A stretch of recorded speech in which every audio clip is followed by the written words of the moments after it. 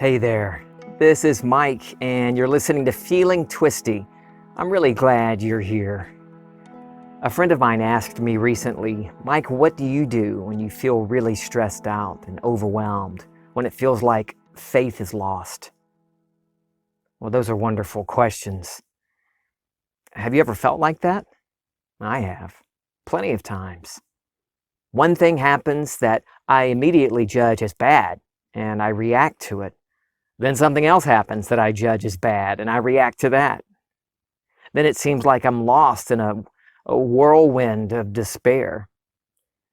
I feel it in my body, too. My jaw starts to hurt. My chest hurts.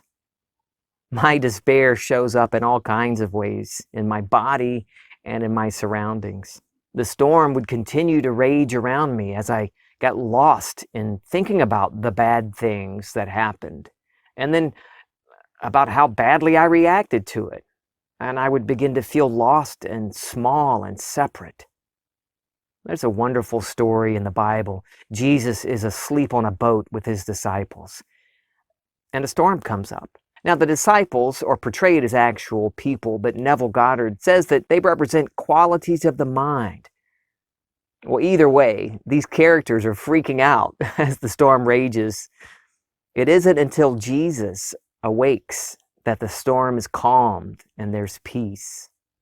Neville uses that story as an illustration of us. Each one of us is the boat, the ark of God. And when we wake up to our true nature, we can calm the storms of life.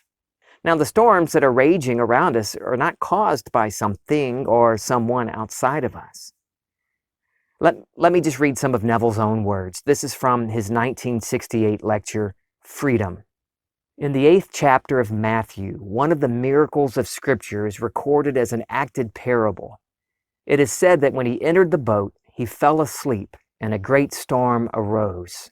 So they woke him, saying, "Lord, we perish, save us." And he said, "Why are you afraid, O men of little faith?" Then he rose and rebuked the wind and the sea, and there was a great calm. If there is only one cause, then he who quelled the wind and the sea is the one who caused the storm. There cannot be another. If there is confusion in your life and you resolve it in your imagination, and the world bears witness to what you have done, you caused the change. And since there is no other cause, then did you not cause the confusion also? There is only one God and Father of us all, who is above all, through all, and in all. If he is in every being who says, "I am," and there's only one God, no one can accuse another. For God's name is not "He is," but "I am." No matter what appears on the outside, I am its cause. Assume full responsibility for the things you observe. And if you do not like what you see, know you have the power to change them. Then exercise that power, and you will observe the change you caused. If you are truly willing to assume that responsibility, you are set free. There's no outer cause for the storms of my life. There's no outer cause for the peace and calm in my life either. My answer to my friend who asked me the question was to, at first, send him to links to a couple of episodes of mine. One in particular, and one of my personal favorites, is number 171, the first principle. The first principle, be still and know that I am God. It's from the 46th Psalm in the Old Testament. Neville calls it the first principle. It's not the beginning of a series of principles or steps. It's the thing to recognize. It's the main thing. It's who we are.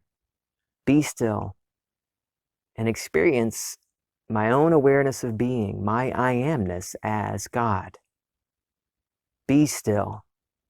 Loosen my grip. It also means to sink. I like that one.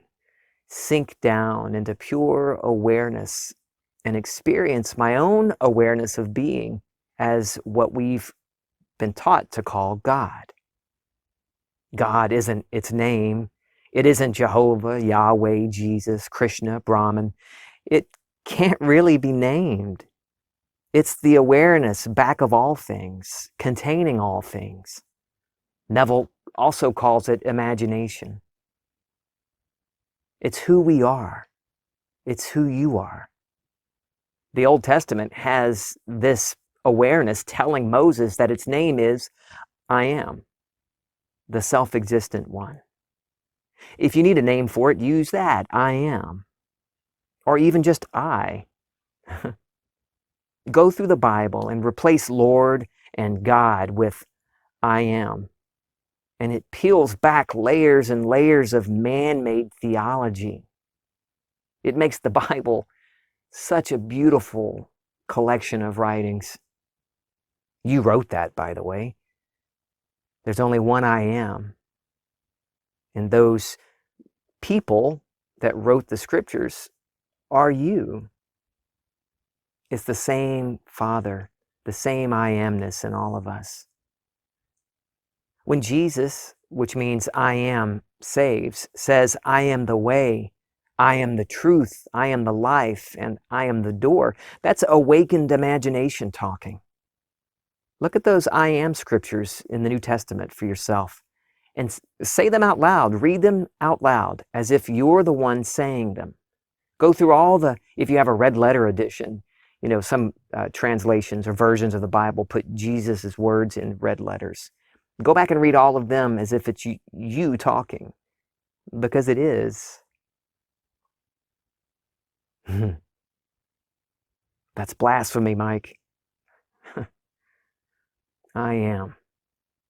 My I amness is the way. It is the life. And it is the salvation in each one of us. Neville suggested one way of getting to or experiencing the first principle. He said, get quiet and silently and feelingly repeat, I am, until you feel an expansion within. It is a glorious feeling, but I'll be frank here, and that didn't work for me. I would start repeating, I am, and then I would immediately want to fill in the gap. I am what? What am I? So one day I just stopped short of saying, thinking, am. I know it sounds silly, but I just thought I and felt I. The first person pronoun I. I'm nothing, I'm just I. And that worked wonders for me. It was the most wonderful thing, this feeling, this expansion that crept up like a long forgotten, dried up well filling up with water. I. Nothing to be, nothing to have to attach to it. I.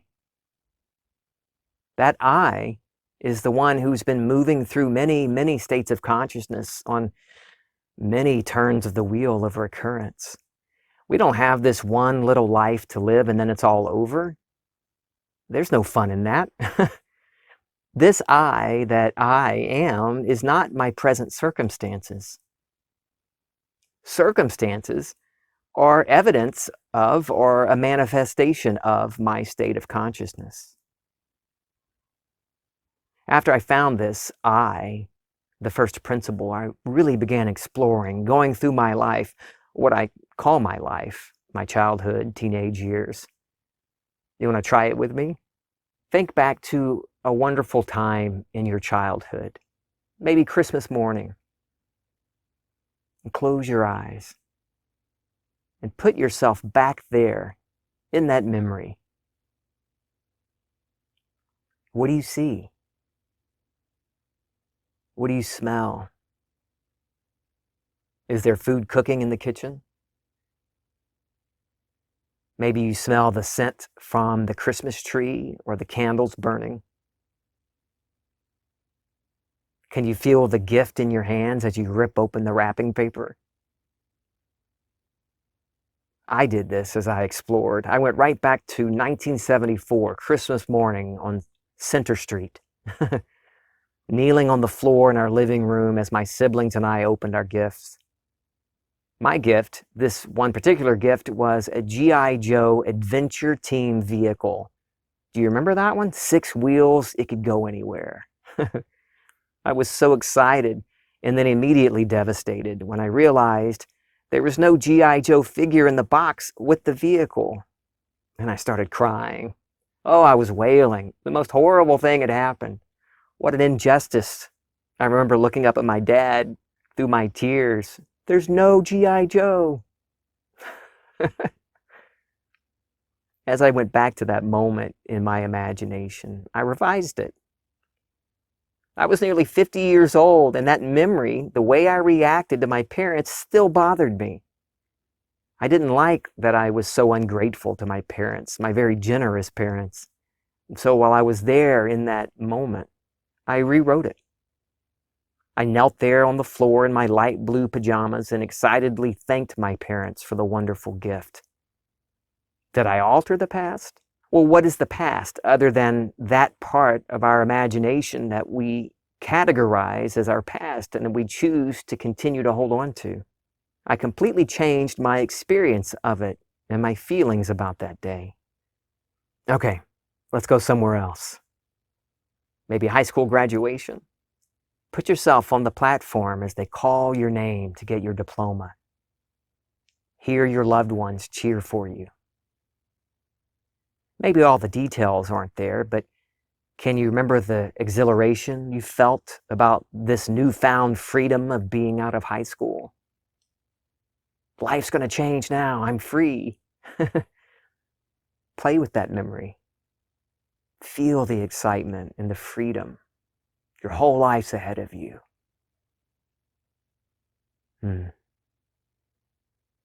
Now let's bring it forward to this morning. In your imagination, go back to bed. You're back in bed this morning. As you woke up, how were you feeling? What was going through your mind? Was there any worry as you listened to the news this morning? Maybe some irritation with yourself as you notice your pants are a little tighter than they were before the holidays? None of the things or experiences we walked through just now are you. I didn't have you bring up what you remember as awful experiences because we really don't need help from anyone else to give life to those things, do we? But those aren't you either. They're all states of consciousness objectified in your world, continuing to claim squatters' rights in your imagination. You are the I that has moved through and continues to move through these states of consciousness. There may still be storms that come and it feels like your whole world is ripping apart. But remember that you are the eye of the storm. Like the eye of a hurricane, a center of calmness, complete calm and peace and silence. That's you. There's freedom in realizing this. I can give you all kinds of examples and tell you repeatedly that you are God, that the universe and all within it is contained within you, that you are the one who makes the sunshine and the ocean currents move. You are the one giving the birds their beautiful songs. And you're so freaking, unbelievably beautiful, loving, and powerful. But none of what I say or some teacher says will take you all the way. It's something you need to experience. There's no complex plan or regimen to undergo, to follow. Just turn within. Jeremiah 33:3 in the Old Testament tells us all we have to do is ask. Call to me, and I'll show you great and unsearchable things. That's you, your true self, calling out to you saying, hey, I'm right here within you. Turn to me, and I'll surprise you. I love you. I'm feeling twisty.